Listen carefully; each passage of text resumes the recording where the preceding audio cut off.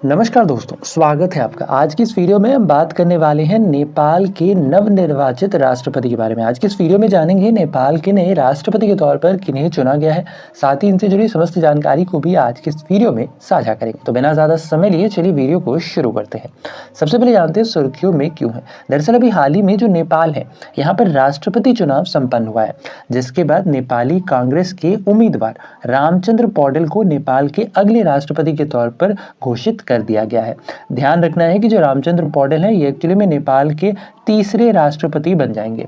तीसरे राष्ट्रपति in the sense यानी कि वर्ष 2008 में जब से नेपाल गणतंत्र हुआ है, इससे पहले नेपाल राजतंत्र हुआ करता था। ठीक है, यानी यहाँ राजशाही शासन चलता था। वर्ष 2008 में नेपाल को गणतंत्र के तौर पर घोषित किया गया और तब से लेकर अब तक जो नेपाल है, यहाँ के तीसरे राष्ट्रपति के तौर पर रामचंद्र पौडेल को चुना गया है। ध्यान रखना है, इन्होंने एक्चुअली में स्थान लिया है विद्या देवी भंडारी का। अब यहाँ पर दो राष्ट्रपति का नाम को तो आपको ऑलरेडी पता चल गया। जो नेपाल की दूसरी राष्ट्रपति, इनका नाम है विद्या देवी भंडारी, और अब जो नए राष्ट्रपति यानी कि जो नेपाल के तीसरे राष्ट्रपति बन गए हैं गणतंत्र के बाद से, इनका नाम है रामचंद्र पौडेल। तो यहाँ पर ध्यान रखना है, नेपाल के पहले राष्ट्रपति कौन थे जब नेपाल गणतंत्र हुआ था, तो उस समय नेपाल के राष्ट्रपति थे रामवरण यादव। क्या नाम है? रामवरण यादव। इंपॉर्टेंट नाम है, ध्यान रखना है।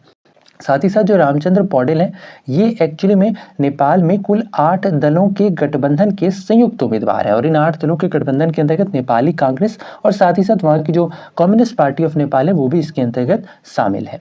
साथ ही ध्यान रखना है कि जो रामचंद्र पौडेल हैं, इनके एक्चुअली में राष्ट्रपति चुनाव के अंतर्गत जो प्रतिद्वंदी उम्मीदवार थे, इनका नाम था सुभाष चंद्र नेमवांग। इसके अलावा ध्यान रखना है कि जो रामचंद्र पौडेल हैं, इन्हें एक्चुअली में कुल 214 एमपी सहित कुल 352 प्रांतीय विधानसभा के सदस्यों का समर्थन प्राप्त हुआ है।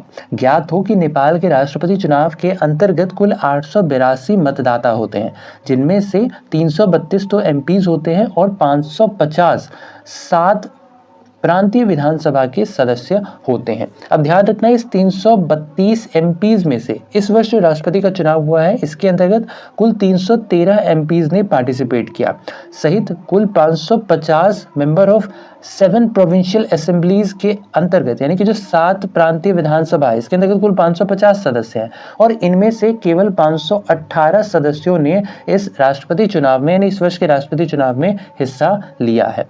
इसके अलावा बात करें नेपाल की करंट पॉलिटिकल सिनारियो की, तो एक्चुअली में जब से राष्ट्रपति चुनाव नेपाल में संपन्न हुआ है, उसके बाद से नेपाल में एक्चुअली में एक कयास लगाया जा रहा है कि आने वाले समय में नेपाल एक पॉलिटिकल क्राइसिस से जूझ सकता है। क्योंकि एट प्रेजेंट अगर हम बात करें तो जो नेपाल है, यहाँ पर जो सरकार है, ये है पुष्प कमल दहल प्रचंड और केपी शर्मा ओली की गठबंधन वाली सरकार यहाँ पर चल रही है।